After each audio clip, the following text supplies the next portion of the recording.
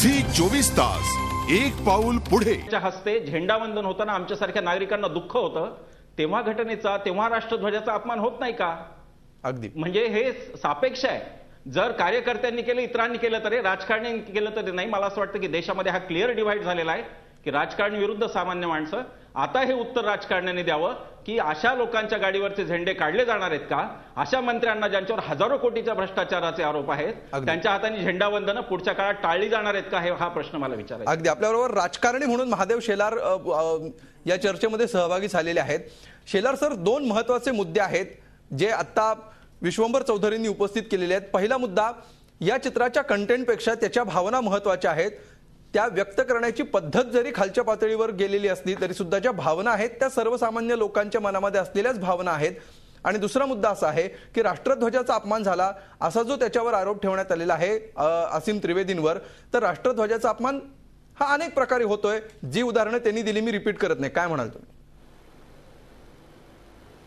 या बाबतीत? पहिली बाब अशी आहे की असीम त्रिवेदी हे गांधीगिरी चालूच ठेवणार. खरं तर या देशाचं दुर्दैव का गांधी कळले नाहीत की काय? गांधींनी असल्या प्रकारचं कसल्याही प्रकारचं विकृत प्रदर्शन कधीच केलं नाही. केलं ते एक वेगळ्या उदात्त आणि सत्वशील मार्गाने केलं. त्यामुळे याला गांधीगिरी म्हणणं हे काय मी मान्य करणार नाही. दुसरी बाजू अशी आहे की विश्वंभर चौधरी अफजल गुरुला काँग्रेसचा जावई असं त्यांनी संबोधन केलं. अफजल गुरु असेल किंवा आणखी कोणी असेल तर ते काय काँग्रेसचे जावई नाहीत. राजीव गांधींचे हत्या करणारे देखील त्यांनाही फाशी द्यायची आहे. त्यासाठी कायद्याची प्रक्रिया चालू आहे. त्या प्रक्रियेतूनच ते जाईल. काँग्रेस काही ताबडतोब काँग्रेसच्या हातामध्ये या काही गोष्टी नाहीत. दुसरी बाब अशी आहे की विश्वंभर चौधरी अशा पद्धतीने बोलतात की सगळेच भ्रष्ट आहेत, सगळेच आमके आहेत. एकदा मी एक उदाहरण सांगतो की यशवंतराव चव्हाण एका सभेला बोलत असताना खालून असा आवाज आला की सूर्याजी पिसाळ चले जाओ. त्यावेळेला यशवंतराव म्हणाले की ठीक आहे, मला जर तुम्ही सूर्याजी पिसाळ म्हणत असाल तर छत्रपती शिवाजी महाराज कोण आहेत, आपण त्यांच्या पाठीमागे जाऊ. असा काही पर्याय मार्ग सुचवायचा नाही, फक्त टीका करत राहणं यांनाच फक्त देशातील भ्रष्टाचार. शेलार साहेब या प्रश्नाचं उत्तर द्या. त्यांचा दावा आहे शेलार साहेब, मान्य नाही. शेलार साहेब या प्रश्नाचं उत्तर द्या. ते म्हणतात की राष्ट्रध्वजाचं कार्टून काढलं, त्याच्यावर काही आक्षेपार्ह मुद्दे नोंदवले म्हणून राष्ट्रध्वजाचा अपमान झाला असेल, तर अनेक भ्रष्ट मंत्री जे आपल्या गाड्यांवर राष्ट्रध्वज लावून फिरतात त्यावेळी राष्ट्रध्वजाचा अपमान होत नाही. देतो उत्तर. हो नाही, या बाबतीत मी उत्तर देतो तुम्हाला की राष्ट्रध्वजाचा अपमान झाल्यानंतर यामध्ये हा देशाचा अपमान होतो.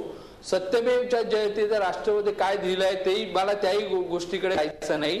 परंतु ज्या गोष्टी आपण मानलेल्या असतात, ज्या ठिकाणी आपल्या श्रद्धा असतात, त्या श्रद्धेचं कुठेतरी हास्यास्पद विकृत प्रदर्शन करणं हे काय कधीही योग्य नाही. व्यंगचित्राविषयी आम्हालाही आदर आहे. व्यंगचित्राविषयी आपल्याला तुम्हाला एक उदाहरण सांगेन की हे उदाहरण सरस्वतीचं काय शेलार साहेब बोलू द्या, मला बोलू द्या. अगदी शेलार साहेब तुमचं उदाहरण मी ऐकतो. तुमचं उदाहरण भ्रष्ट मंत्री म्हणजे विश्वंभर चौधरी यांनी म्हटलं की सगळे भ्रष्ट झाले असं आहे का? या देशामध्ये अनेक यंत्रणा आहेत, न्यायाची यंत्रणा आहे, वेगवेगळ्या पद्धती आहेत आणि त्या पद्धतीतून गेल्यानंतर भ्रष्ट सिद्ध झाल्यानंतर कोण त्यांच्या समोर तो ध्वज लावेल आणि काय करेल? निव्वळ विश्वंभर चौधरी आणि IAC इंडिया अगेन्स्ट करप्शन फक्त यांनाच करप्शन घालवायचंय. बाकीचे म्हणजे सगळेच या देशातील नागरिक हे फक्त भ्रष्ट आहेत. ठीक आहे, म्हणजे जे सिद्ध झालेलं नाहीये, ज्यांचा भ्रष्टाचार सिद्ध झालेला नाहीये त्यांना भ्रष्ट म्हणू नका असं तुमचं म्हणणं आहे. अगदी ठीक आहे. आपण यांनी म्हटलं म्हणून होत नाहीत, यांनी म्हटलं म्हणून होत नाही. अमोल, मला एकच प्रश्न विचारायचा आहे. हो अमोल, मला एकच प्रश्न विचारू द्या. सगळ्या कपोकल्पित गोष्टी त्यांच्या आहेत आणि या कपोकल्पित गोष्टी त्यांनी थांबवाव्यात आणि एक चांगला मार्ग जो या लोकशाहीला अभिप्रेत आहे, या घटनेला अभिप्रेत आहे, त्या पद्धतीने आपण जाण्याचा. अगदी विश्वंभरजी थोडक्यात. हा, मला एक म्हणायचं आहे, भ्रष्टाचारांचं मंत्र्यांचा भ्रष्टाचार द्या सोडून. कृपाशंकर सिंहांच्या घरात शस्त्रास्त्र सापडली. मुख्यमंत्री हे घटनादत्त पद आहे, घटनेने शपथ घेतलेले आहेत मुख्यमंत्र्यांनी. ते एक प्रतीक आहेत, एक राजचिन्हच आहेत एक प्रकारे. त्यांना जर सार्वजनिक कार्यक्रमात पोलीस आमंत्रित करतात कृपाशंकर सिंगांना आणि ते जर मुख्यमंत्र्यांशी सार्वजनिक त्या कानगोष्टी करतात तर मुख्यमंत्री पदाचा घटनेत असलेला जो काही आब आहे तो काय लागला? अगदी या प्रश्नाचं उत्तर द्यायला मी येतो तुमच्याकडे शेलार साहेब. YP सिंग आपल्या सोबत आहेत. केलं तर मी मला बोलू द्या. नाही, मी हा सेम प्रश्न घेऊन तुमच्याकडे येणार आहे. त्याच्या आधी आपण YP सिंग यांची भूमिका जाणून घेऊया. YP, ज्या प्रकारे राष्ट्रद्रोहाचा गुन्हा असीम त्रिवेदींवर दाखल करण्यात करण्यात आलेला आहे. एक व्यंगचित्र काढणं हा राष्ट्रद्रोह होऊ शकतो का? असा गुन्हा दाखल करणं जो केलेला आहे तो योग्य असं तुम्हाला वाटतं? या केसमध्ये गुन्ह्याचे दोन पार्ट आहे. पहिला 124A आहे, देशद्रोहाचा गुन्हा आहे. दुसरा आहे राष्ट्रीय ध्वज आणि आपलं जे घटना आहे त्याचा अपमान करणे. आता देशद्रोहाचा जो गुन्हा आहे याच्यात लागू शकत नाही, कारण की देशद्रोहामध्ये काहीतरी एक इंटेन्शन असायला पाहिजे की आपले लोक जे आहे ते सरकार, जनता जे आहे सरकारच्या विरोधात काहीतरी त्यांच्या मनात घृणा उत्पन्न होणार आणि त्यांच्याला ते लढाई करून घेणार, अशा प्रकारचं काहीतरी इन्ग्रेडियंट पाहिजे. तसं नाही. मला असं वाटतंय की हे पूर्ण जे आहे, जेव्हा पोलीसचे खालचे लोक जे आहे त्यांना जास्त ते नुसतं कायदा पुस्तक भरून काय काय सेक्शन लावायचे आहे म्हणून त्यांनी सगळे सेक्शन टाकून दिले आणि याच्यात त्यांनी कुठल्याही प्रकारची लीगल ऍडवाइस घेतलेली नाही. म्हणून हे खालच्या पातळीवर काहीतरी गोंधळ झालेला आहे असं आम्हाला वाटते आणि असं आम्हाला बातमी सुद्धा आलेली आहे. आणि दुसरा जे त्यांचा जे पार्ट आहे की त्यांनी देशाचे जे सिम्बल्स आहे, राष्ट्रीय ध्वज आहे, हे ते त्याचा अपमान केलेला आहे.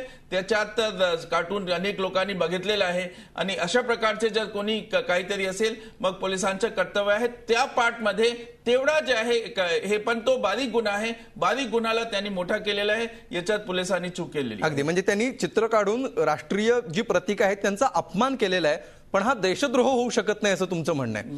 अगदी. आपल्याबरोबर प्रसिद्ध व्यंगचित्रकार संजय मिस्त्री आहे, त्यांच्याकडे आपण जाणार आहोत आणि त्यांना विचारूया की त्यांचं काय मत आहे. गेल्या 30 वर्षांपासून ते व्यंगचित्रकलेच्या क्षेत्रामध्ये आहेत. त्यांना असं वाटतंय का की हा गुन्हा आहे आणि मुळात व्यंगचित्राकडे बघण्याचा जो खेळकरपणा आहे तो कमी होत चाललाय का, याविषयी सुद्धा आपण बोलूया पुढच्या सेगमेंटमध्ये. त्यापूर्वी घेऊया एक ब्रेक. झी 24 तास, एक पाऊल पुढे.